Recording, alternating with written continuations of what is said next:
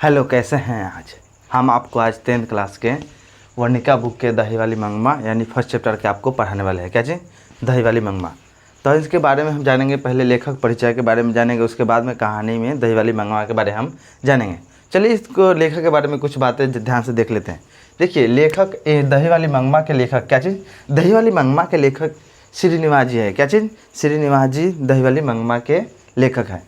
और जो श्रीनिवास जी है, इनका फुल नाम यानी पूरा नाम क्या है? मास्ती वेंकटेश। क्या?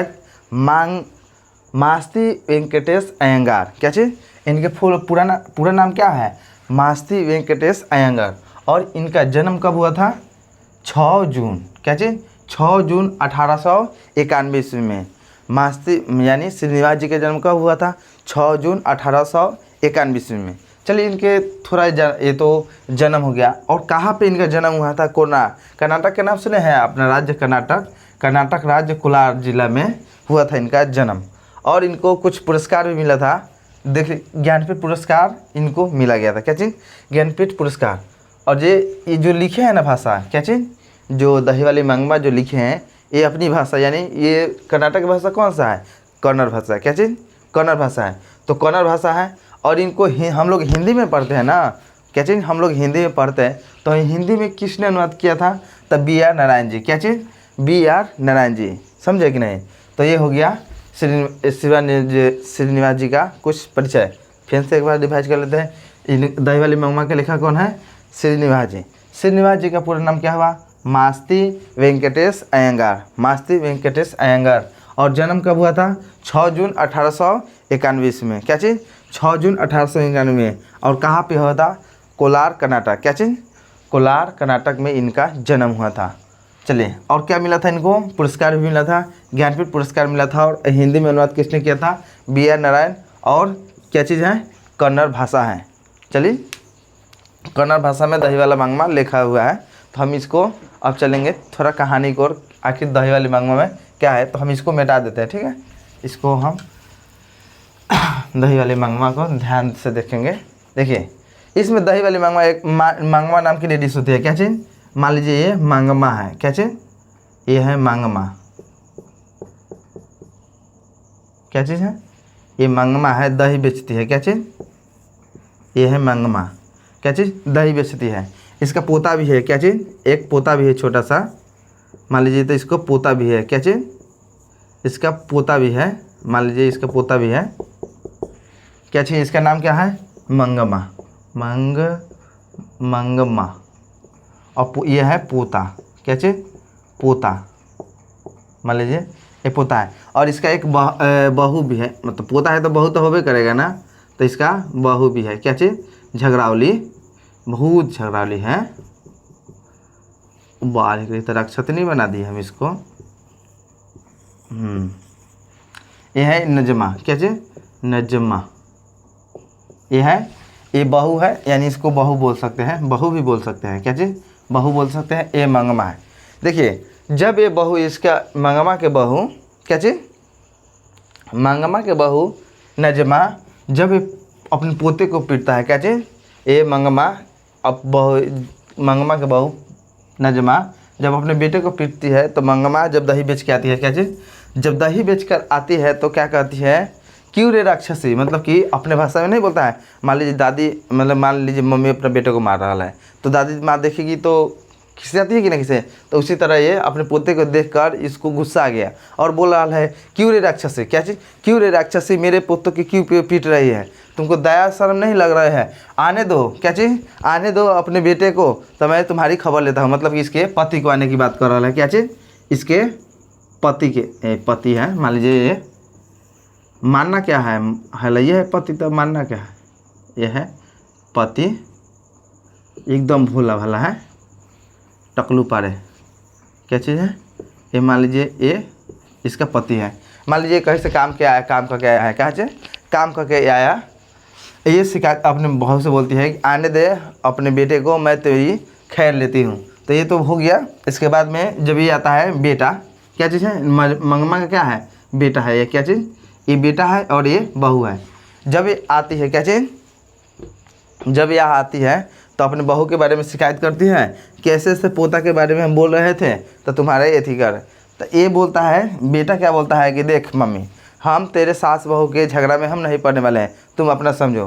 तब ये बात सुनकर मंगमा को लगा कि मेरा बेटा बहू का गुलाम हो गया। क्या चीज़? मेरा बेटा बहू का गुलाम बन गया है। इसलिए ये बोलता है कि क्यों रे बीवी के गुलाम। क्या चीज़? बीवी के गुलाम ज़्यादा हो रहा है, हमारा भाषा नहीं समझेगा तब मुझे अलग होना पड़ेगा। मतलब कि तुम अगर मान लो हमारा बात नहीं मानेगा तो मैं अलग होना चाहता हूँ। तो इसको बेटा क्या कहता है, ये कहता है कि तुम्हारा मर्जी, अगर तुम अलग होकर खाना चाहती है तो तुम अलग हो सकती है। क्या चीज़? अलग हो सकती है। तो इसके लिए ये बेटा कहता है अलग हो सकती है। तो उसी के बात पर ये मंगमा, क्या चीज़? मंगमा अलग हो जाता है। क्या चीज़? मंगमा अलग हो जाता है, अपने ये अलग खाना बनाने लगता है। क्या चीज़? अलग खाना बनाने लगता है। मान लो अलग बनाने लगता है। तो ये तो हो गया इसका पूरा परिचय।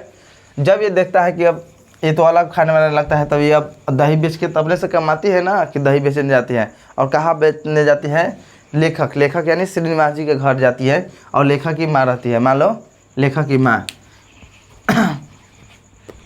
मान लो ये, अब तो ये हो गया, इसको देख लेते हैं।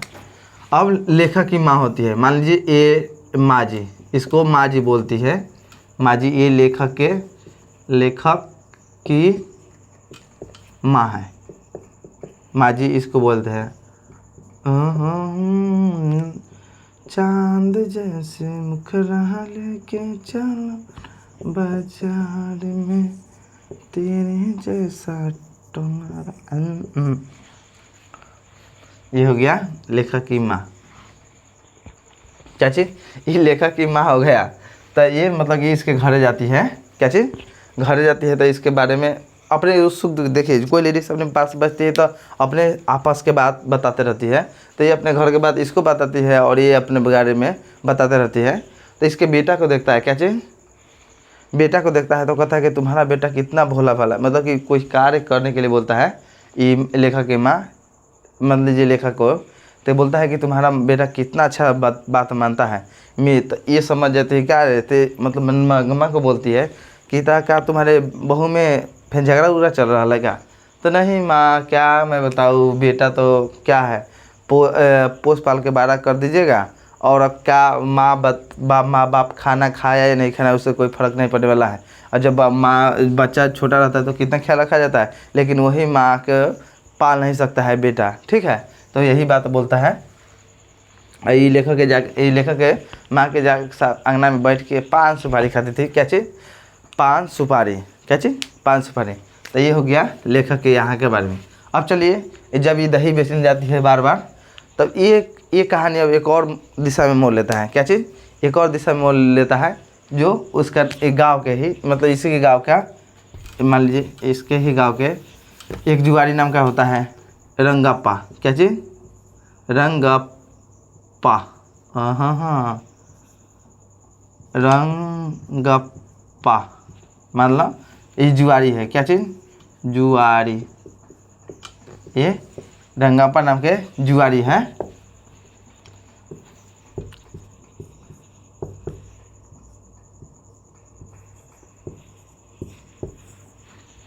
ये रंगप्पा नाम का जुआरी है। जब इसको खबर चलता है, क्या चीज़? खबर चलता है कि मंगमा अपने बहू से, क्या चीज़? झगड़ा उगड़ा कर ली है। क्या चीज़? झगड़ा उगड़ा कर ली है। तो ये इसके पीछे पड़ जाता है। क्या चीज़? मंगमा के पीछे पड़ जाता है पैसा ऐंठने के लिए। क्या चीज़? पैसा ऐंठने के लिए कि इसके पीछे करने रहता है। तो ये बार बार इसके जब दही बेचने जाते थे। क्या चीज़? जब दही बेचने जाते थे, ये क्या चीज़? जुआरी इसके पीछे लग जाता था। क्या चीज़? इसके पीछे लग जाता था पैसा ऐंठने के लिए। और एक दिन तो ऐसा हुआ, पहले समाचार पूछा, कुछ हुआ। एक दिन तो ऐसा हुआ कि मंगमा का हाथ ही पकड़ लिया। क्या चीज़? हाथ ही पकड़ लिया और इसे मान लीजिए गलत तरीके से, और इसके से पैसा मांगने की फिराद करा। क्या चीज़? और ये कहाँ पर हमेशा ये रास्ता कहाँ पर है? अमराई के कुआं। क्या चीज़? अमराई का कुआं जानते हैं ना, जिसमें से पहले गड्ढा कुआं खोना जाता था पानी के लिए। वो कहाँ पड़ता है, रास्ते में पड़ता है, रास्ते में, क्या चीज़, रास्ते में पड़ता है। हमरा के कुआ कहाँ पर पड़ता है, रास्ते में। ये रंगापा नाम के व्यक्ति ये नजमा के मंगमा के हाथ पकड़ लेता है, क्या चीज़, हाथ पकड़ लेता है और इससे पैसा हटने की बात करता है। और ऐसी जब ये पूरे कांड जब इसके बहू को पता चलती है, क्या चीज़, मंगमा के बहू को, तो मंगमा सोचती है कि अगर हम मान लीजिए हम सास के साथ समझौता नहीं करेंगे, टेटिया खोजते रहेंगे, तो मेरा सास के सारा पैसा कमाती है ना दही में, दही बेचकर, तो सारा पैसा ये मंगमा टालने, रंगापा नाम का ज्वेलरी टाल लेगा, क्या चीज़, ज्वेलरी टांग लेगा। इसलिए ये तो ज्वेलरी है। अब बहू का एंट्री होता है, क्या चीज़, बहू का एंट्री होता है, बहू का एंट्री होता है। और अपने ये फिराक लगाता है कि अब कैसे हम अपने सास से समझौता करें, क्या चीज़, सास से समझौता करें। तो ये अपने बेटे को भेजता है, क्या चीज़, बेटे को, मतलब बहू यानी मंगमा के पोता को अपने पास भेजता है रहने के लिए। लेकिन तो दादी के पास तो हमेशा रहती थी, क्या चीज़, पोता इसके पास जाता था, क्या चीज़, पोता जाता था। तब ये मंगमा है पोते के लिए क्या लाता था, मिठाई लाता था, कुछ जब भी जाती थी बेचने तो दही तो कुछ ना कुछ किनावन लेकर ही आता था। और ये जब बहू के साथ थी तो सही से खाना नहीं खा रही थी, एक इंटरेस्ट मोर और लेता है। जब ये बहू से अलग हुआ ना तो तरह तरह का हेवा पकवान खाने लगा, क्या चीज़, तरह तरह का हेवा पकवान करा और मखमल का ब्लाउज सिवा के पहनने लगा, हर एक तरह से शौक श्रृंगार करने लगा, क्या चीज़, और बहुत तरह से एकदम एक खुशी से खाने लगा। और उसी के साथ ये देखकर बहू भी जलती थी, क्या चीज़, बहू भी जलती थी, क्या चीज़, बहू भी जलती थी। तो इसके पास अनफन होने लगा।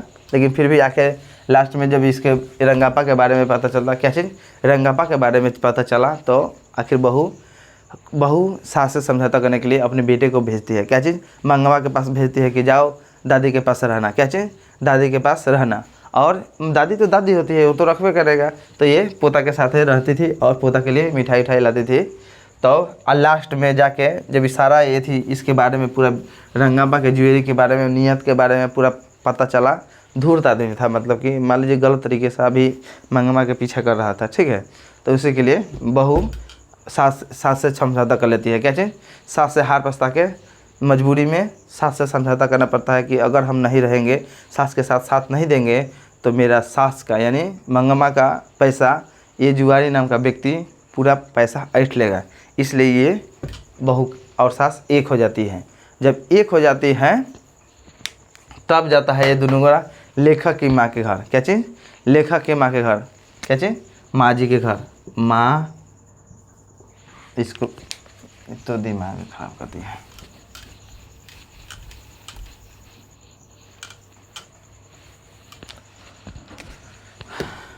बहू है ये, मान लो ये बहू है,